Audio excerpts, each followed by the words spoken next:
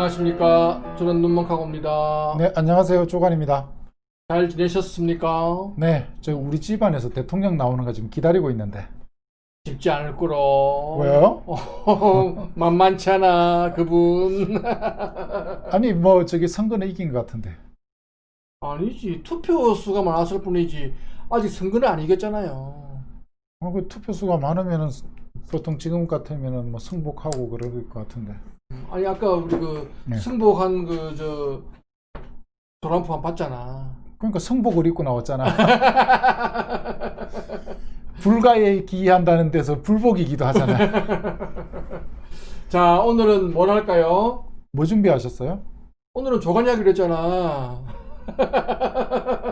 그냥 막 시키면 막 다 나오고 그래? 우리 조간은 모르는 게 없잖아. 뭐 갑자기 시키면 훅 들어오면 어떡해요? 그렇지. 다 할 수 있잖아. 해봐봐.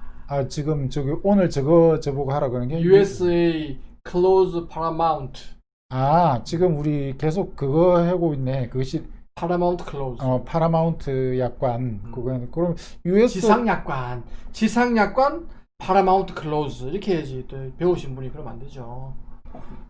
지상 약관이 무슨 뜻이죠? 지상이? 최고. 그냥 파라마운트. 최고. 난 종이에 적혀 있는 약관인 줄 알았어. 지상 약관을 보게 되면 오늘 볼 게 USA Close Paramount라고 되어 있는 이 부분인 것 같아요. If applicable. 자, 요걸 알기 전에 이제 먼저 알아봐야 될 게 그 위에 있는 부분을 먼저 이렇게 살펴봐야 되는 거죠. 너무 길다. 위에 쭉 보니까는 Carrier's Responsibility라고 되어 있는 부분. 그래서 뭐 계약서가 있게 되면 계약서 이외에 계약서 가지고 모든 법률 관계를 규율을 못하니까 나중에 어떤 법이 적용될지를 계약서에 막 집어넣고 이런 것들을 뭐라고 하죠? 중거법 약관이라고 얘기를 하죠. 네. 그 선화증권에도 중거법 약관이 우리나라에서 발행되는 선화증권 중거법 약관이 보통 두 개가 있습니다. 네. 하나는 여기에 나와 있는 지상약관. 헤이그 비스비를. 네, 그래서 헤이그 비스비 룰이라든지 아니면은 함부르크 룰이라든지 이런 걸 함부르크는 아니라고 몇 번 얘기하냐. 하는 데도 있거든요. 자, 그런 게 그 지상약관이고 그다음에 헤이그 비스비 룰하고 함부르크 룰은 우리 해석을 하거나 뭐 다룰 예정이 있으신가요? 이거 끝나면 하려고요.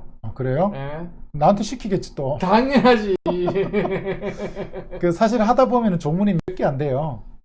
조문이 몇 개 안 되니까 그거 가지고 해결할 수 없는 문제들은 또 우리나라 상법이 적용된다든지 이런 중거법 약관을 또 별도로 두고 있는 그런 경우들이 많습니다. 자, 그래서 지상약관에서는 헤이그 비스비 규칙이나 함부르크 규칙 이것을 보통 지정하는 것이 일반적이다. 함부르크 아니라고요. 헤이그 비스비. 함부르크도 있거든요. 자, 그 다음에 항공운송 서류 같은 경우는 바르샤바 협약이라든지 몬트리올 협약을 또 지정하고. 와르쇼. 바르샤바 협약이라 그래. 아무도 안 그래. 와르쇼. 자, 그런 것들을 지정을 갖다 하는 약관을 지상약관이라고 하고, 원래는 뒷면에 맨 꼭대기에 있었답니다. 그래서 뒷면에 맨 꼭대기에 있어서 지상약관이라고 뭐 그런 썰이 있기도 하고, 그 다음에 다른 약관보다 그냥 최우선하기 때문에 지상약관이라고 하기도 하고, 지상약관이 가지고 있는 의미는 뭐냐면 운송서류 같은 데 보면 면책사유를 막 집어넣었을 때 그 면책사유가 효력이 있느냐 없느냐를 판단 기준이 되는 것이 지상약관에서 지정한 법이다. 이렇게 되는 거죠. 그래서 헤이그 비스비 규칙에서 정하고 있는 면책의 범위를 넘어서게 되면 그것들 면책의 범위를 넘어서서 면책 사유를 집어넣게 되면 그건 전부 다 무효다. 뭐 이런 것들. 그래서 면책 약관의 유효성 여부를 판단하는 기준이 되고 있는 것이 지상약관이다. 이렇게 보는 거죠. 그래서 지상약관에서 보통 우리나라나 뭐 보통 대부분의 나라들은 지상약관에다 뭔가 규칙이라든지 법을 규정해 놓으면 그것을 갖다 완벽하게 온전하게 어떻게 해주죠? 인정을 해준다라는 거예요. 마치 계약서에 들어가 있는 중거법 약관인 것처럼. 자, 그런데 그걸 못 믿겠다. 그걸 갖다가 그렇게 인정 못 해주겠다라고 하는 나라가 미국. 예, 미국이죠. 미국 같은 나라는 지상약관에 어떤 법을 이렇게 규정하고 있다고 하더라도 그 법을 그 법 적용을 인정하지 않겠다. 대신 우리나라의 국내법을 적용시키겠다라는 것들이 미국의 법입니다. 그럼 그걸 바꿔 얘기하면 우리나라 같은 경우에 헤이그 비스비를 모르겠고 우리나라 해운법 상법에 있는 해상편 이런 거 적용한다 뭐 이런 게 되겠네. 그러니까 그런데 이제 우리나라 법원에서는 그런 그 입장을 갖다 취하고 있지 않고 물론 아닌데 이제 예를 들면 미국 같은 경우에는 그런 식으로 되어 있다라는 거예요. 그럼 미국으로 왔다 갔다 하는 경우에는 미국 법원에서 소송이 제기될 때는 미국 법원에서는 지상약관의 헤이그 비스비 규칙을 안만 적어놔봤자 우리 그거 모르겠다, 그거 인정 안 한다 이렇게 되니까 미국 들어갈 때를 대비해 가지고 따로 별도의 뭡니까? 그러니까 미국 들어갈 때, 미국에서 나올 때, 예, 또 미국을 통과할 때. 그러니까 미국하고 관계가 있으면 미국에서 소송이 제기될 가능성이 있고, 그렇지. 미국에서 소송이 제기됐을 때 미국 법원에서는 자기네들이 판단할 사안인가, 첫 번째. 두 번째는 판단할 때는 어느 나라 법을 적용할 것인가를 보는데 자기네 나라 법을 적용하겠다라는 거예요. 예정이 없던 질문. 예. 여기에 including 프랑스 to 캐나다가 있네. 캐나다도 그렇답니다. 아, 네. 전 미국이나 캐나다 쪽으로 들어갈 때 이제 너무 그런 쉽게 분들이. 말씀하시네. 아, 네. 자, 그래서 이렇게 보게 되면은 이제 USA Close Paramount는 미국에 들어갈 때를 대비해서 그런 겁니다. 그래서 if applicable 할 때 저거는 적용이 되는 경우에는 이렇게 번역하면 될 것 같네요. 자, 그래서 for shipment to or from or through the USA, 미국으로 들어가거나 미국에서 나오거나 미국을 통과하거나 라고 돼 있죠, 그죠? 그래서 그랬을 때는 this bill of lading shall only be subject to 라고 되는, be subject to가 하게 되면 뭐뭐에 종속된다. 뭐뭐에 적용을 받는다 이런 뜻입니다. 예. 그래서 to가 걸리는 게 지금 US 코그사가 하나가 걸리고 또 to에 하나 걸려드는 놈이 뭐 이상한 포머린 액트라고 돼 있네요. 저 이제 잘 모르겠어요, 사실은. 하여튼 뭐 미국 법이 뭐야? 네, 포머린 액트인데 이게 뭐라고 알려져 있는지 보니까 as 아카 이런 말 많이 쓰죠. 다른 이름으로는 뭐로 알려져 있죠? US Federal Bill of Lading Act라고 돼 있네요.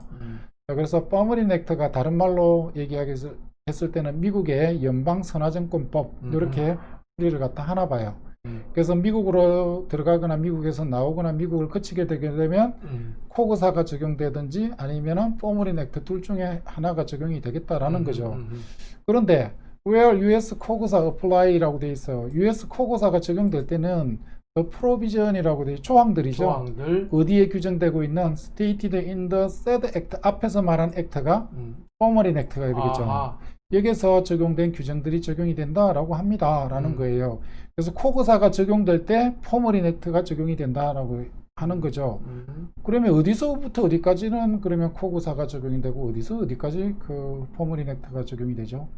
이런 것들을 갖다가 밑에 있는 내용. 자, 그래서 보니까는 shall also apply before loading on the vessel or after discharge therefrom 이라고 돼 있으니까 실리기 전하고 내리고 나서 그리고 as the case may be 요거는 각각의 경우에 있어서 그래서 실리기 전도 포머린 액트가 적용이 되고 싣고 나서도 내리고 나서도 포머린 액트가 적용되고 이런 식으로 나가는 것 같고요. 그 다음에 이제 싣기 전하고 내리고 나서에 포함되는 부분이 including during carriage to or from a container yard or container freight station이라고 되어 있어요. 그래서 그래서 CY나 뭐 CF에서 이쪽으로 들어오고 나가는 과정에도 포머린 액트가 적용이 된다 이런 것들을 얘기하고 있죠. 어디 안에서 왔다 갔다 하는지 보니까는 뭡니까? In or immediately adjacent to the sea terminal. 그래서 바다에 뭡니까? 해상 항구 안에 있거나 그게 인접한 터미널 내에 CFS라든지 컨테이너 터미널로 왔다 갔다 할 때도 포머린 액트가 이렇게 적용이 된다라는 겁니다. 자, 거기까지는 뭐 이해하는데 무리는 없어졌죠. 그 다음에 이제 이 뒷부분은 내용이 좀 확 달라지는 것 같네요. if가 들어가가지고 만약에 carrier is requested 요청을 받았네요. by the merchant 화주가 요청했네요. 뭐 하라고? 수배해달라고 요청을 했습니다. 운송을. 자, 그래서 내륙 운송까지 좀 수배를 해주세요 라고 얘기를 갖다 했죠. 그죠? and 뭡니까? 그래서 보니까는 뭡니까? 인랜드 캐리어. 인랜드 캐리어 운송업자. 운송업자를 갖다가 수리해달라 그랬어요.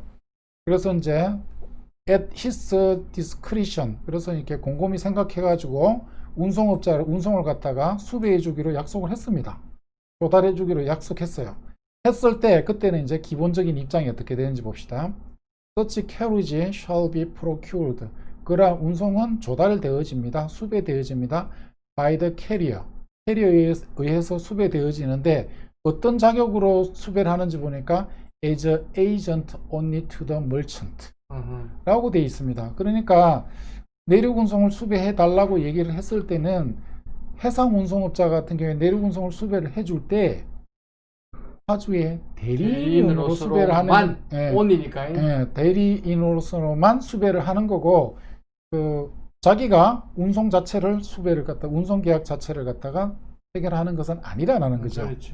그죠? 그래서 내륙 운송 계약의 당사자는 화주랑 내륙 운송업자랑 다이렉트로 붙는 것이고 말하자면 여기에 나와 있는 선박회사는 그냥 대리인일 뿐이다. 뭐 이런 식으로 얘기를 갖다 하죠. 그래서 보니까는 such 그렇게 되면 carriage shall be subject to 적용을 받지요. 그죠? 무엇에 적용을 받죠? Inland carriers contract and general terms and condition.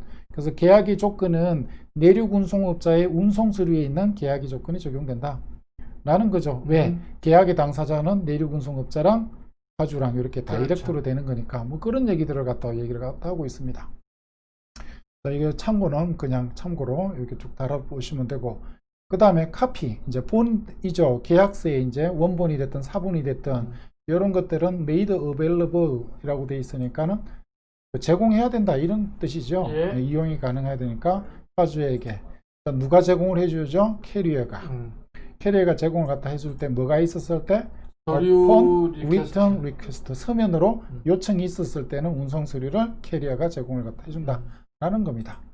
자, 그리고 그러나 그래서 이제 그렇게 되다 보니까 이제 책임 소재, 책임의 범위 이런 것들을 결정을 해야 되는데 지금 우리가 쭉 보게 되니까는 내륙 운송을 수배할 때 대리인으로 이렇게 했으니까 책임을 갖다 운송회사가 기본적으로 지겠습니까? 안 지려고 하는 거지. 안 지려고 하는 그런 내용입니다. 자, 그래서 but in any event 어떤 일이 생기더라도 carrier's liability shall never exceed the terms otherwise provided for the bill of lading이라고 되어 있어요. In this. 예, 그래서 보니까 이 선화증권에 나와 있는 그 권리 의무 관계, 책임 관계보다 더 넘어서게는 자기는 책임을 지지 않겠다. 뭐 이런 얘기들이 쭉 나오고 있습니다. 이런 얘기. 그 다음에 또 이렇게 내용들이 좀 바뀌는 게 뭐예요? 자, if for any reason the carrier is denied the right to act as agent. 지금 denied라고 돼 있어요. denied는 거부당했죠. 어떤 게 거부당했는지 보니까 act as agent. 에이전트로 활동할 권한이 거부당했다니까 말하자면 운송계약, 내륙 운송에 대해서도 운송계약의 당사자가 돼버린 거죠.